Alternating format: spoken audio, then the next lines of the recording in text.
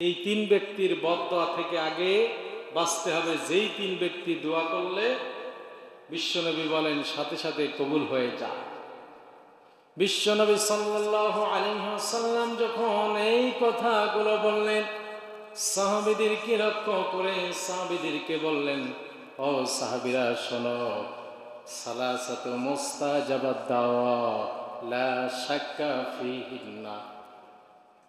বিশ্বনবী বললেন, তিন শ্রেণীর মানুষের বদদোয়া থেকে বাঁচো, নইলে কাজ হবে না। কারণ হলো বিশ্বনবী সাল্লাল্লাহু আলাইহি ওয়াসাল্লামের সামনে এক সাহাবী এসে বললেন, ইয়া রাসূলুল্লাহ, আমি নামাজ পড়ি, হজ করি, যাকাত দেই, কিন্তু আমার দোয়া কবুল হয় না, কারণ কি?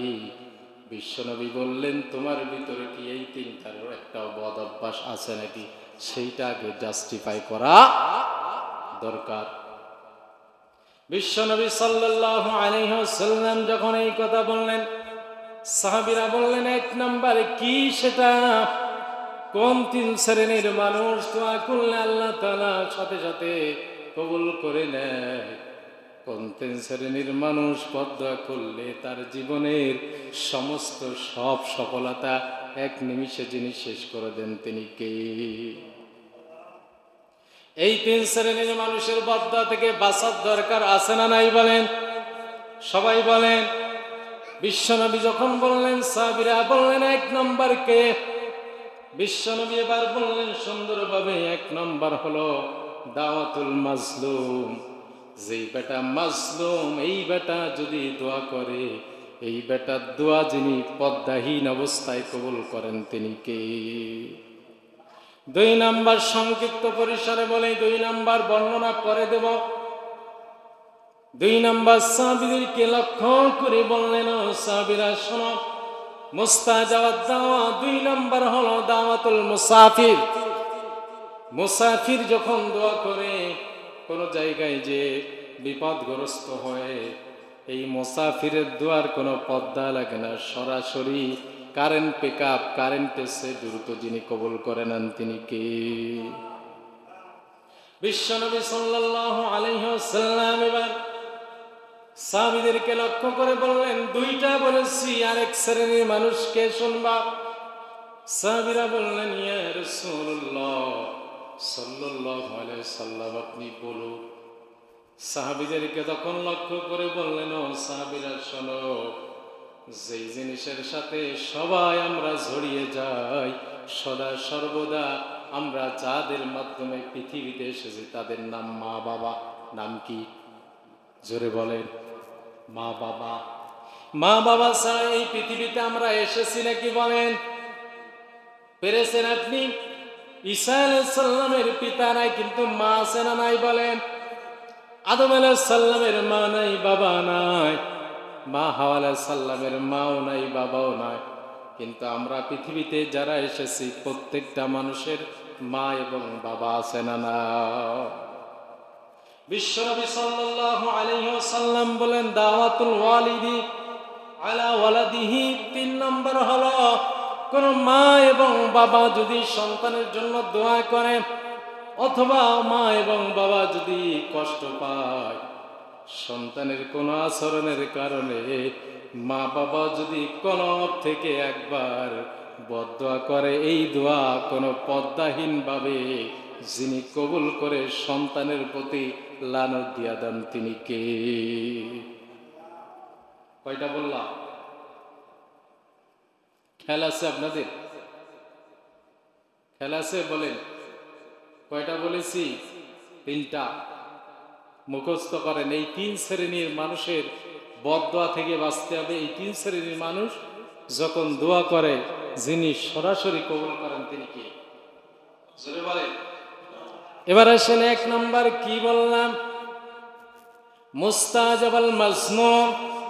যে ব্যক্তি মাজলুম, এই ব্যক্তির দোয়া কবুল করে নেয় রব্বুল আলামিন। মাজলুম ব্যক্তিকে সেই সম্পর্কে আল্লাহ পাক রব্বুল আলামিন আয়াত নাজিল করলেন।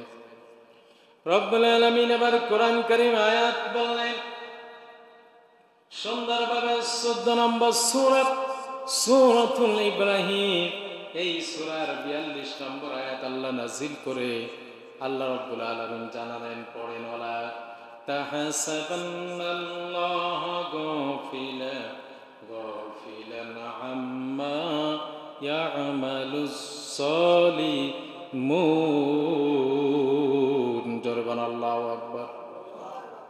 আল্লাহ রাব্বুল আলামিন বললেন, ইন্নামা ইউআক্কিরুহুম লিয়াউমিন তাকশু ফীহিল আবসার। যারা অন্যায় করে, অত্যাচারীরা যা করে, তুমি কখনো মনে করো না আল্লাহ তার এই অত্যাচারীদের কাজগুলো অগোচরে রেখেছেন, আল্লাহ জানে না, এমন চিন্তা কখনো করা যাবে? আল্লাহ জানেন কি জানেন না বলেন? জুলুমকারী যখন মাজলুমের পরে জুলুম করে, এই জুলুমকারী চিন্তায় করে মনে হয় রব দেখছে না।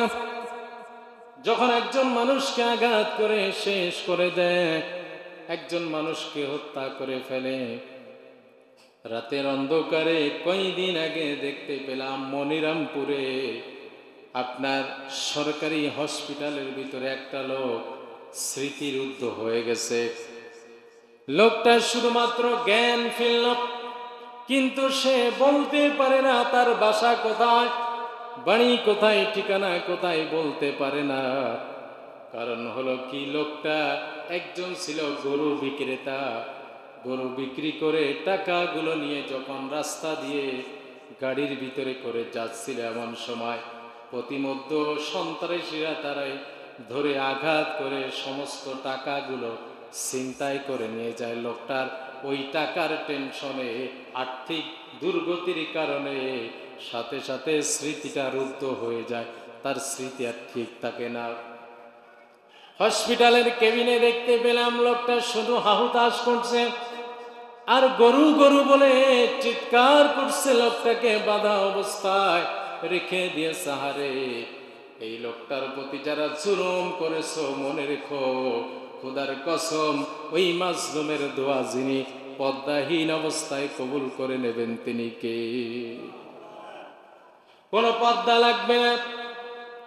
কারণ হলে এই লোকটা মাজলুম। এই লোকটা কি বলেন? এই লোকটা মাজলুম।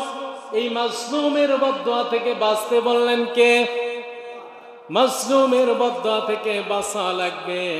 মাজলুমের বদদোয়া থেকে যদি বাঁচতে না পারো, জীবনে কোনো সফলতা যিনি দেবেন না তিনি কে? বলতে পারেন?